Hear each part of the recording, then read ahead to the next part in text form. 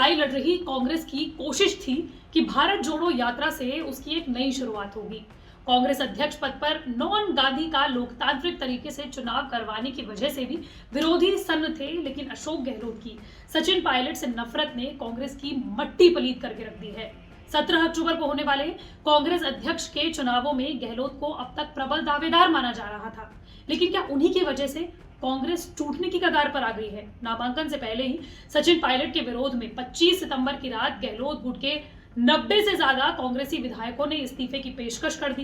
कांग्रेस आला कमान ने मुख्यमंत्री अशोक गहलोत से नाराजगी इस पूरे घटनाक्रम को लेकर जताई। हालांकि मीडिया सूत्रों के मुताबिक अशोक गहलोत ने केंद्रीय पर्यवेक्षक मल्लिकार्जुन खड़गे से माफी मांगी है और कहा है कि उनका इस घटनाक्रम से कोई लेना देना नहीं था।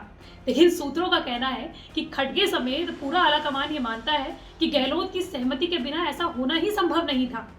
लेकिन सचिन पायलट से गहलोत इतनी नफरत आखिर करते क्यों हैं?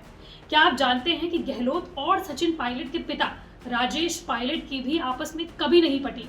यहाँ तक कि कहा जाता है कि 1993 में दोनों का झगड़ा पब्लिक प्लेटफॉर्म पर सामने आ गया था। तो क्या गहलोत पिता का बदला बेटे से ले रहे हैं? राजस्थान के सियासत के जादूगर कहे जाते हैं अशोक गहलोत। अपने 40 साल के सियासी सफर में एक से एक बड़े नेताओं को उन्होंने मात दिया और सियासी वर्चस्व बरकरार रखा।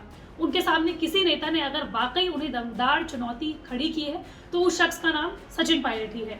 गहलोत भले ही 2018 में राजस्थान के मुख्यमंत्री बन गए हों, लेकिन पिछले पौने 4 साल से पायलट के चलते उनकी रातों की नींद खो गई। अपनी सरकार बचाने के लिए 2 बार उन्हें अपने विधायकों को महीने महीने भर तक पहरे में रखना पड़ा। यही वजह है कि गहलोत को पायलट अब बिल्कुल भी स्वीकार नहीं है।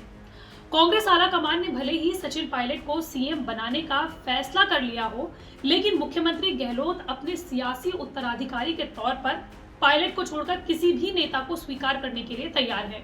गहलोत खेमे के तमाम विधायकों ने भी स्पष्ट शब्दों से आला कमान को कहा है कि सचिन पायलट की बजाय किसी को भी कांग्रेस हाईकमान मुख्यमंत्री बनाने का फैसला करेगा तो उन्हें ये स्वीकार्य होगा।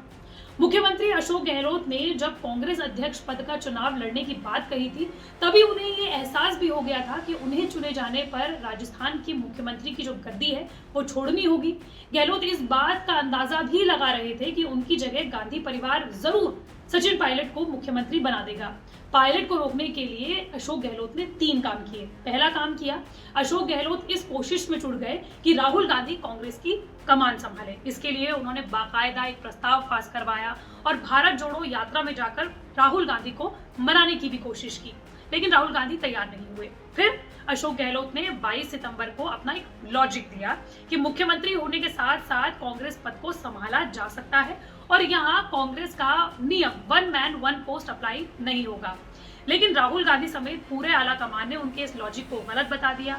फिर गहलोत ने भी अपना स्टैंड बदल दिया और उन्होंने कहा कि हाँ, 40 साल के सियासी सफर में कांग्रेस से उन्हें बहुत कुछ मिला है और अब नई पीढ़ी को आगे आना चाहिए।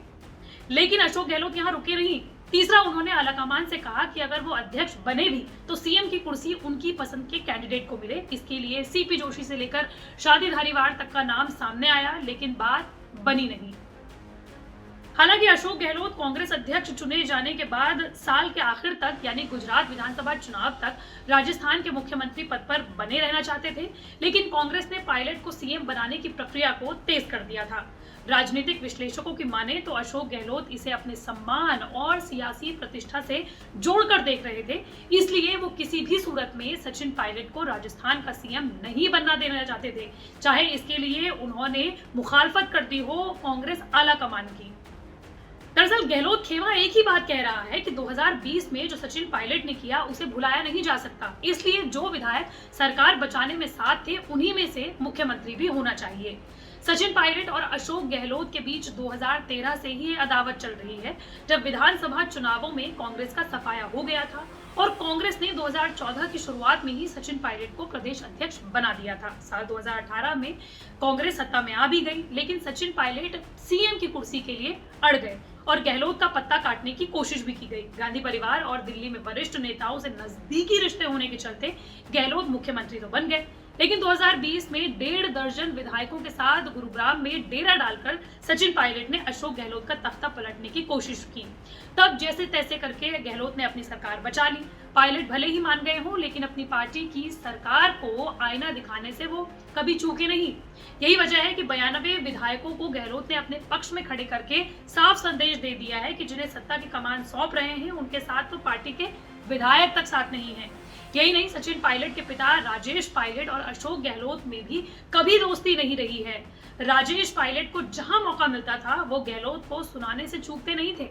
एक साथ राजनीति में कदम रखने वाले अशोक गहलोत और राजेश पायलट दोनों ही राजीव गांधी से बहुत अच्छे ताल्लुकात रखते थे, लेकिन आपस में दोनों का 36 का आंकड़ा हुआ करता था। इसी के बारे में एक किस्सा ये भी बताया जाता है कि जब अशोक गहलोत जोधपुर के सांसद थे, तब राजेश पायलट केंद्र में संचार राज्य मंत्री हुआ करते थे। पायलट को जोधपुर में एक मुख्य डाकघर के एक भवन का उद्घाटन करना था, इसके लिए उन्हें बुलाया गया था।